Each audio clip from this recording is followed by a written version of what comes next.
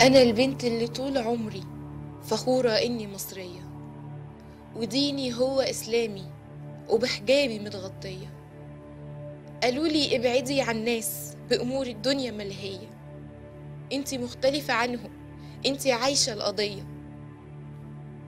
سمعت كلامهم وعشت أدور على الحق فين علشان أبقى معاه، ولما شفته بيضيع قدام عيني ما سكتش، نزلت أصرخ واهتف بعلو صوتي وما استسلمتش. قلقهم صوتي وخافوا مني وحبسوني بس ما خفتش، وفضلت اهتف في زنزانتي كل يوم وما يئستش، لحد ما جه أبشع يوم مر عليا في حياتي. ما كنتش عارفة إنه بسهولة ممكن يخدشوا حيائي، ويبقى جسمي لعبة في إيد كلاب مسعورة مش واعية. مش عارفة قالولهم إيه عني عشان يعملوا كده فيا. يا ريتهم كانوا برصاص حي قتلوني، أو حتى ولعوا في جسمي أحسن ما كانوا يعروني. قلت بس أكيد في رجالة مش هيسيبوني، مش هيناموا الليل ولا بيحصل كده فيا.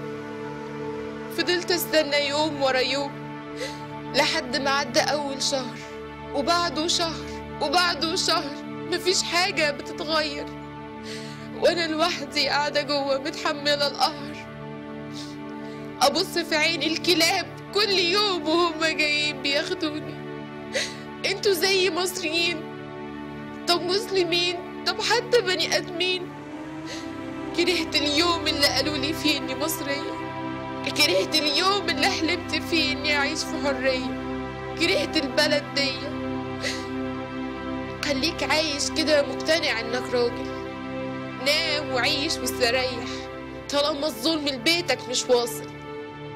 هيجي اليوم اللي نتجمع فيه قدام ربنا قريب، ساعتها هبصلك قوي وأقولك قوله إنك ما سمعتش عن البنات اللي اعتقلت ظلم واغتصبت معرفتش، عن الشوارع اللي ريحتها دم والجثث اللي اتحرقت ما شفتش. هنتجمع عند ربنا قريب.